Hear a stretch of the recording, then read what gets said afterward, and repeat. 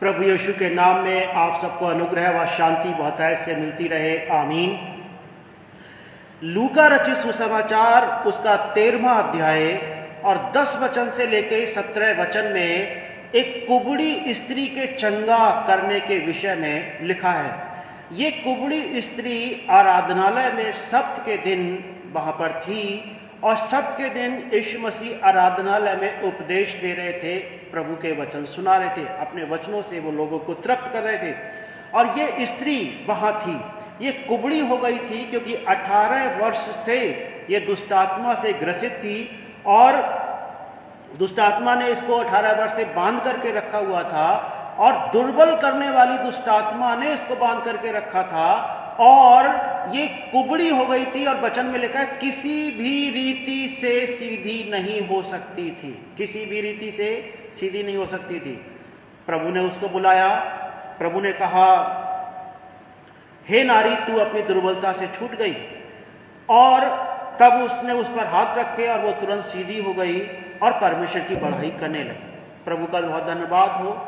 और आराधनालय का सरदार रिसिया करके कहने लगा कि सप्ताह के दिन आप क्यों लोग चंगे होने आते हो, बेहतर है कि सप्ताह के जो और 6 दिन है उनमें चंगाई के लिए आओ और सप्ताह के दिन तुम्हें चंगाई नहीं लेना चाहिए। इस प्रकार से वो रिसियाने लगा और यीशु ने कुछ अपने उत्तर बताया और बाद में बताया कि ये स्त्री जो 18 वर्ष से दुष्टात्मा के द्वारा बांधी हुई थी, अब्राहम की बेटी जो बांधी हुई थी, शैतान ने, दुष्टात्मा ने इसको बांधा हुआ था, क्या उचित ना था कि ये सब के दिन चंगी की जाए। अब बड़ा धन्यवाद का विषय है। देखिए क्या होता है, ये कुबड़ी थी और किसी रीत से सीधी नहीं हो सकती थी। उस समय की जितनी भी चिकित्सा सुविधाएं थी उनके तहत किसी भी रीति से ये स्त्री ठीक नहीं हो सकती थी और भी जो तरीके अपनाए जा सकते थे वो सारे तरीके विफल हो चुके थे और ये स्त्री ठीक नहीं हो पाई थी। परमेश्वर का धन्यवाद दीजिए इस बात के लिए कि सब्त के दिन ये आराधनालय में थी।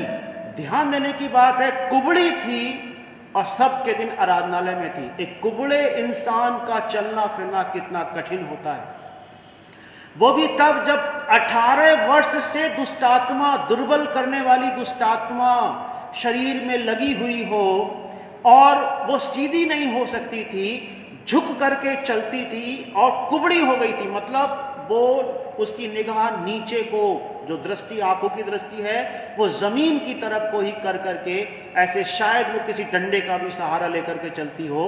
लेकिन धन्यवाद का विषय यह है कि कुबड़ी होने के बावजूद वो सब के दिन आराधनालय में थी।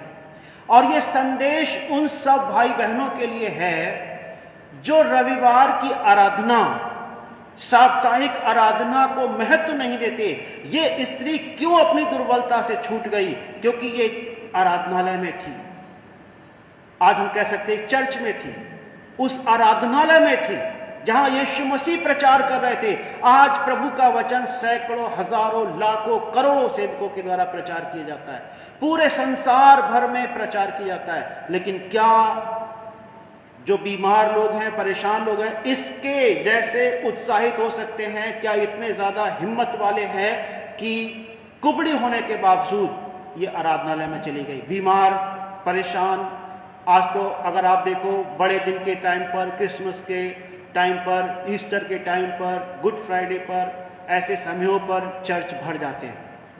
लेकिन बाकी दिनों में क्या होता है? बाकी दिनों में लोग कहाँ हैं?